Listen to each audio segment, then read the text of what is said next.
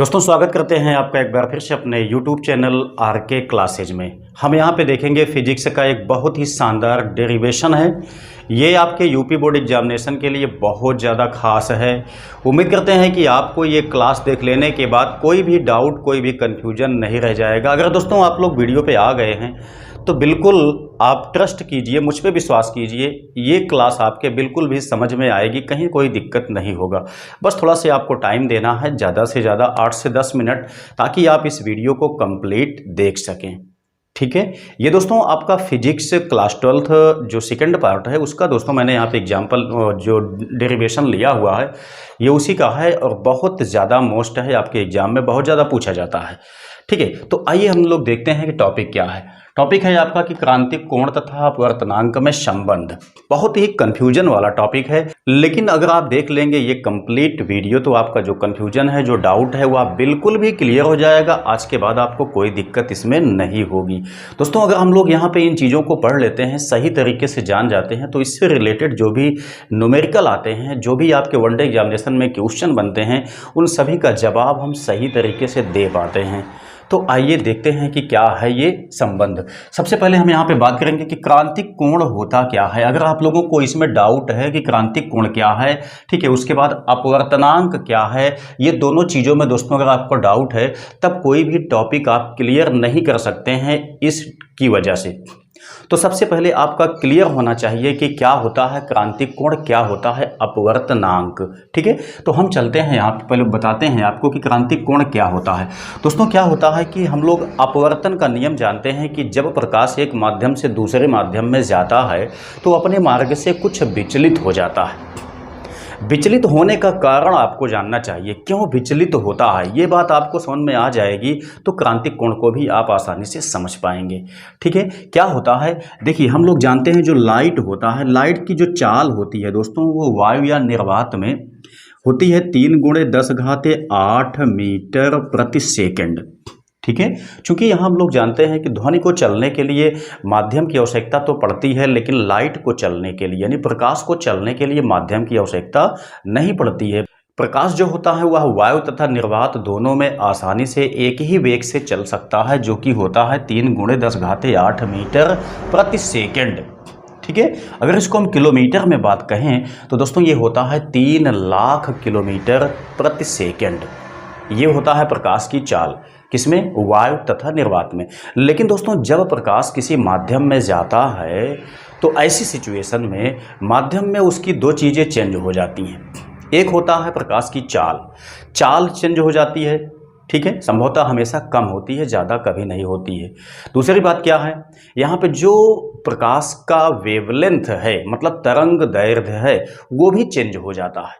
एक चीज़ इसकी नहीं बदलती है, वो क्या है, वो होता है आवृत्ति, फ्रीक्वेंसी जिसको कहते हैं। ठीक है, फ्रीक्वेंसी इसकी कभी भी चेंज नहीं होती है, चाहे प्रकाश किसी भी माध्यम में क्यों ना जाए।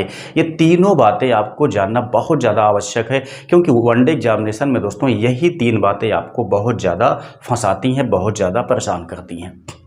तो अब देखिए, ये होता है प्रकाश की चाल, तो माध्यम में जैसे जाता है प्रकाश वैसे क्या होता है, इसकी चाल कम हो जाती है। तो चाल कम हो जाने से रास्ता ये भटक जाता है, जिस रास्ते पे इसको चलना चाहिए।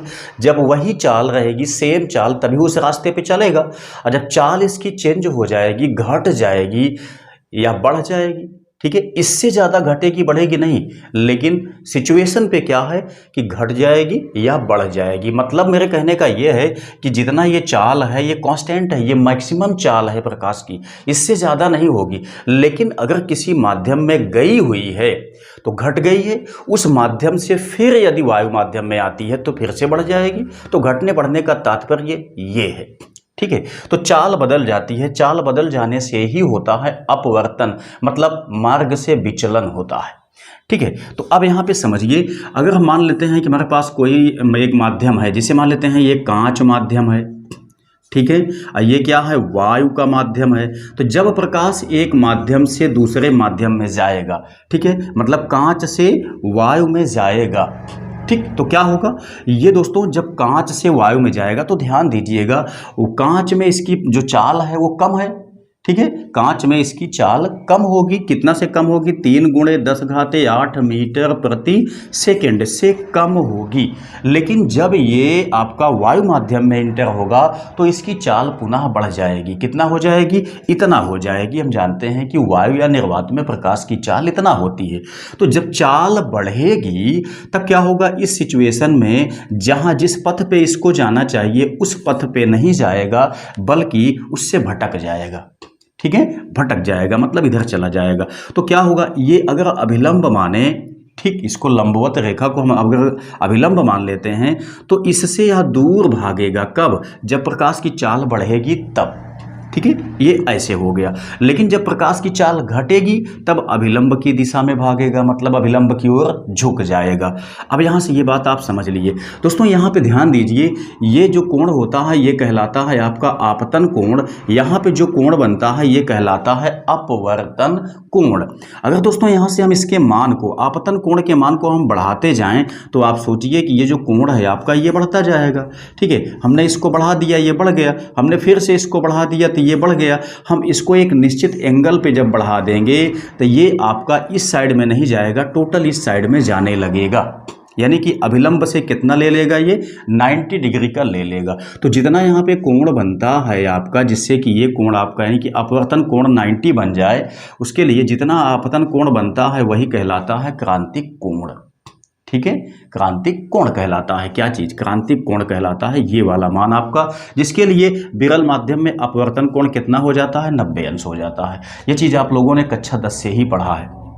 तो ये होता है क्या चीज, क्रांतिक कोण। तो हम क्रांतिक कोण में संबंध देखेंगे और किसके साथ, अपवर्तनांक के साथ देखेंगे। दूसरी बात क्या है, अपवर्तनांक क्या है दोस्तों, इसको भी आप अच्छी तरह से क्लियरफाई हो लीजिए, क्योंकि अपवर्तनांक की टॉपिक आपको काफ़ी ज़्यादा डिस्टर्ब करती है। ठीक है, अपवर्तनांक मतलब मैंने जैसा अभी आपको बताया कि प्रकाश जो होता है एक माध्यम से दूसरे माध्यम में जब जाता है तो इसकी चाल घट या बढ़ जाती है। तो क्या होता है, यहाँ पे देखिए अपवर्तनांक का व्यंजक क्या होता है, अपवर्तनांक इज इक्वल होता है वायु या निर्वात में प्रकाश की चाल। ठीक है ना, वायु या निर्वात में प्रकाश की चाल बटे होता है माध्यम में प्रकाश की चाल। माध्यम में प्रकाश की चाल, ध्यान दीजिएगा इस बात को, बहुत ही इंपॉर्टेंट है। देखिए अपवर्तनांक n से दर्शाया जाता है। वायु में प्रकाश की चाल कितना है दोस्तों, c होती है। c का मान हम लोग जानते हैं 3 गुणे 10 घाते होता है 8 मीटर प्रति सेकेंड। लेकिन जब ये माध्यम में जाता है, वायु या निर्वात में प्रकाश की चाल तो कांस्टेंट है, लेकिन जब ये माध्यम में जाता है तो अब इसकी चाल क्या होती है, चेंज हो जाती है, मतलब मान लेते हैं कम हो जाती है। ठीक है, वायु या निर्वात की अपेक्षा किसी भी माध्यम में आपका जाएगा प्रकाश को तो उसकी चाल हमेशा घटेगी, बढ़ेगी कभी नहीं।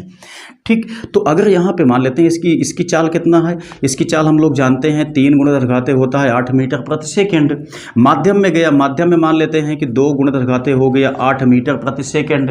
किसी माध्यम में गया, चाहे जल में गया हो चाहे कांच में गया हो। तब यहाँ पे हम देखते हैं काट के, तो यहाँ पे क्या आता है, जब हम 3 में 2 से भाग देंगे तो आता है 1.5।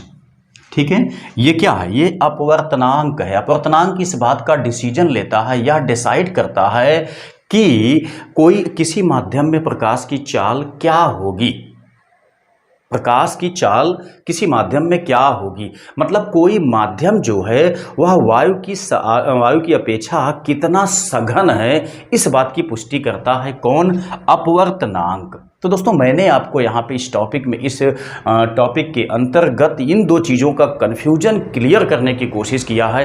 अगर आप लोगों ने इस क्लास को कायदे से देखा है तो उम्मीद करते हैं कि आज के बाद आपको कोई दिक्कत नहीं होगी, आसानी से आप लोग समझ लिए गए होंगे क्या होता है अपवर्तनांक, क्या होता है क्रांतिक कोण।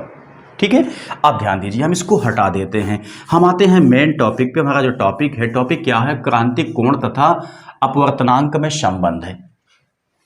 तो टॉपिक बहुत ही शानदार है, कैसे हम इसको समझेंगे, ध्यान दीजिए। अब यहाँ पे देखिए हमने क्या काम किया है, एक सतह हमने ले लिया है, ये अभिलंब आपका है, ये सघन माध्यम है, ये विरल माध्यम है।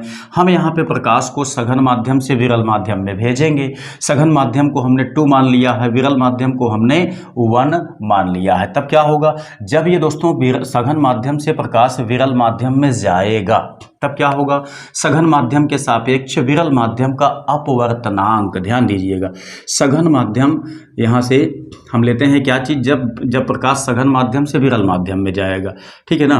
तो यहाँ पे लिखेंगे सघन माध्यम के सापेक्ष,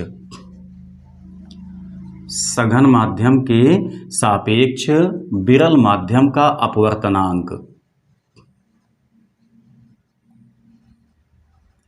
विरल माध्यम का अपवर्तनांक क्या होता है दोस्तों, ध्यान दीजिए। इसको हम कैसे लिखेंगे, जहां जिसके सापेक्ष हमको लगाना होता है उसको दोस्तों हम पहले दिखाते हैं, उसके बाद अपवर्तनांक के लिए n का इस्तेमाल करते हैं, और इस माध्यम के लिए हम 1 का, यानी कि जो माध्यम दिया गया है उसका नाम हम यहाँ पे लिख देंगे। तो ये क्या हो गया, सघन माध्यम के सापेक्ष विरल माध्यम का अपवर्तनांक इज इक्वल क्या होगा, यहाँ पे दोस्तों आपने पढ़ा होगा स्नेल का नियम, आपतन कोण की ज्या तथा अपवर्तन कोण की ज्या के अनुपात को कहा जाता है अपवर्तनांक।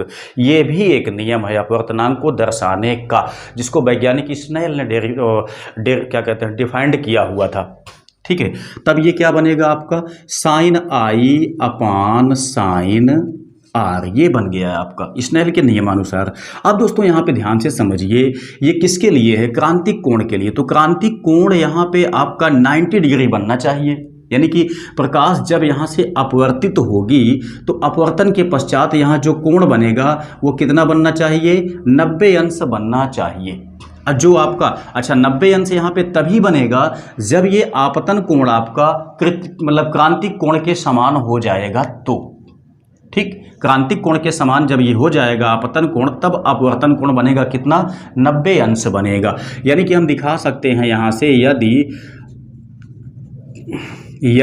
I इज इक्वल सी क्या है, क्रिटिकल एंगल, मतलब अब जो मतलब क्रांतिक कोण है, उसके बाद यहाँ से दिखाएं कि यदि I इक्वल सी तब R इक्वल कितना बनेगा, 90 अंश बनेगा। ध्यान देना, R इक्वल क्या बनेगा, 90 अंश बनेगा।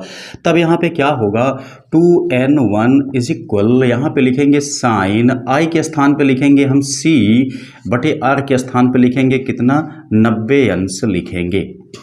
तब फाइनली आपका क्या बन जाएगा, यहाँ से ध्यान दीजिए, 2n1 इज इक्वल, यहाँ बन गया आपका साइन सी, साइन 90 का मान 1 होता है, इसको हमने छोड़ दिया।